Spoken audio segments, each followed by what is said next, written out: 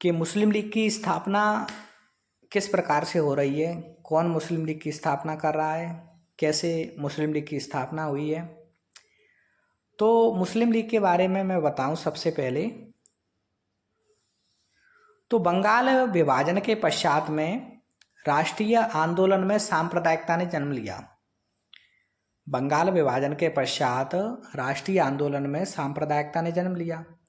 अब बंगाल विभाजन के पश्चात राष्ट्रीय आंदोलन में सांप्रदायिकता ने जन्म किस प्रकार लिया, तो इससे समझने के लिए सबसे पहले हमें बंगाल विभाजन को देखना पड़ेगा कि बंगाल विभाजन लॉर्ड कर्जन ने क्यों किया था। तो इसके पीछे लॉर्ड कर्जन ने जो कारण बताया था वो प्रशासनिक सुधार बताया था, लेकिन वास्तविक कारण उसका प्रशासनिक सुधार नहीं अपितु राजनीतिक सुधार था। बंगाल के लोगों में जो है एकता की भावना को तोड़ना था, बंगाल के लोगों को हिंदू और मुसलमान में विभाजित करना था।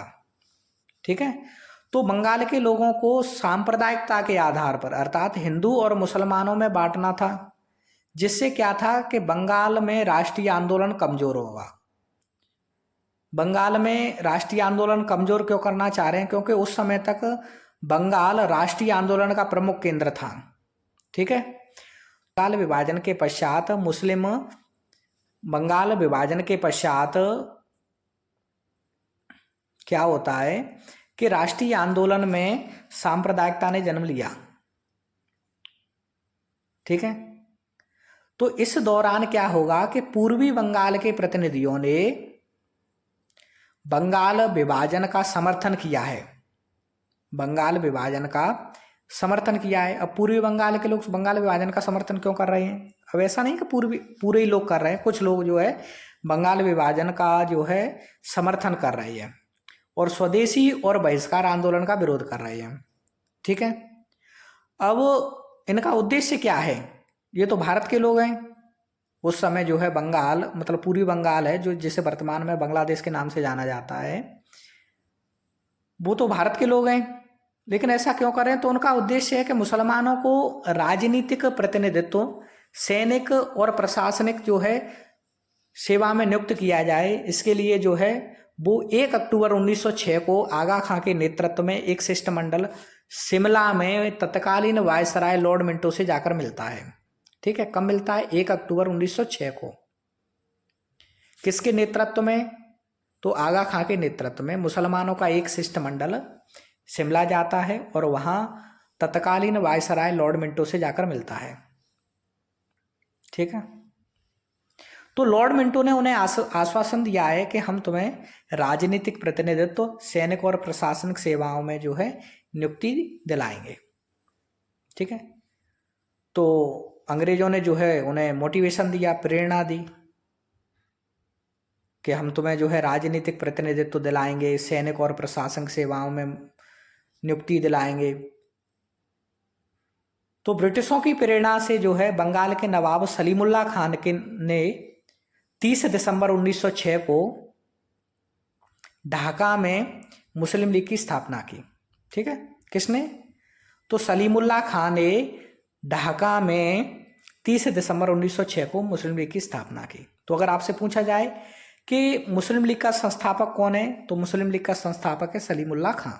ठीक है, तो मुस्लिम लीग के प्रथम अध्यक्ष कौन बने? तो बकार उल मुल्क बने। मुस्लिम लीग के प्रथम सचिव कौन बने? तो मोहसिन बने। तो फिर मुस्लिम लीग का संविधान बनेगा। तो जो मुस्लिम लीग का संविधान तैयार किया है वो मुस्लिम लीग के प्रथम अध्यक्ष बकार उल मुल्क और प्रथम सचिव मोहसिन उल मुल्क ने तैयार किया है।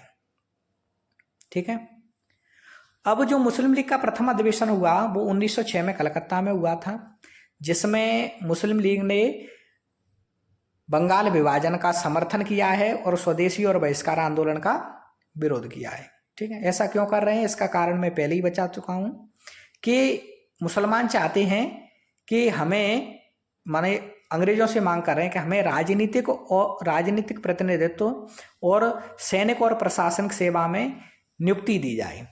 ठीक है, तो 1906 में मुस्लिम लीग का जो प्रथम अधिवेशन हुआ है वो कलकत्ता में हुआ है, जिसमें मुस्लिम लीग ने बंगाल विभाजन का समर्थन किया है और स्वदेशी और बहिष्कार आंदोलन का विरोध किया है। ठीक है, फिर 1907 में मुस्लिम लीग का कराची में अधिवेशन होगा। फिर 1908 में मुस्लिम लीग का अमृतसर में अधिवेशन होगा। और 1908 के अमृतसर अधिवेशन में आगा खां को मुस्लिम लीग का प्रथम स्थायी अध्यक्ष चुन लिया जाएगा।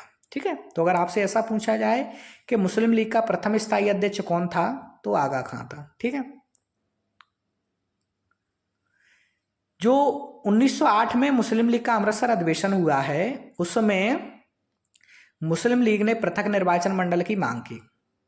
ठीक है, तो मुसलमानों ने जो है पृथक निर्वाचन मंडल की मांग की कि हमें पृथक निर्वाचन मंडल दिया जाना चाहिए। तो मुसलमान तो यही, वो अंग्रेज तो यही चाहते हैं कि इनमें फूट डले किसी भी प्रकार से भारतीयों में। तो उन्होंने पृथक निर्वाचन मंडल की मांग को स्वीकार कर लिया। और 1908 ईस्वी में जो है मुसलमानों ने अमृतसर अधिवेशन में मुसलमानों के लिए पृथक निर्वाचन मंडल की मांग की है, जिसे अंग्रेजों ने, मतलब मोर्ले मिंटो सुधार आएगा 1909 में। तो मोर्ले मिंटो सुधार में एक प्रावधान है, उसमें मुसलमानों के पृथक निर्वाचन मंडल की मांग को स्वीकार कर लिया जाता है।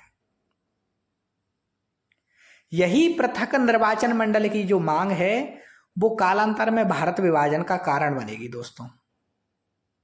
ठीक है, तो आज हमने देखा कि मुस्लिम लीग की स्थापना क्यों की जा रही है, मुसलमान जो है मुस्लिम लीग की स्थापना क्यों कर रहे हैं, मुस्लिम लीग की स्थापना कब हुई और मुस्लिम लीग की स्थापना कहाँ हुई, इसके प्रथम अध्यक्ष और इसके प्रथम सचिव, इसके संविधान किसने तैयार किया था मुस्लिम लीग का, मुस्लिम लीग के जो प्रथम स्थायी अध्यक्ष हैं वो कौन हैं। और एक और चीज़ है, जो 1908 में जो मुस्लिम लीग की एक शाखा है वो 1908 में लंदन में स्थापित होगी। सैयद अमीर अली उस संस्था को, मतलब उस शाखा को स्थापित करेंगे, सैयद अमीर अली। ठीक है, और जो मुस्लिम लीग का जो मुख्यालय बनता है, जो जब स्थापना होती है मुस्लिम लीग की 1906 में, तो मुस्लिम लीग का जो मुख्यालय है वो लखनऊ बनता है। ठीक है दोस्तों, तो मुस्लिम लीग, यहाँ कन्फ्यूजन पॉइंट है कि मुस्लिम लीग की स्थापना कहाँ हुई थी, तो मुस्लिम लीग की स्थापना जो है ढाका में हुई है और मुस्लिम लीग का मुख्यालय लखनऊ को बनाया गया था। ठीक है, तो ये समस्त जानकारी जो है आप स्मरण में रखिए। ठीक है, और पढ़ते रहिए दोस्तों। मिलते हैं आगे की वीडियो में। धन्यवाद।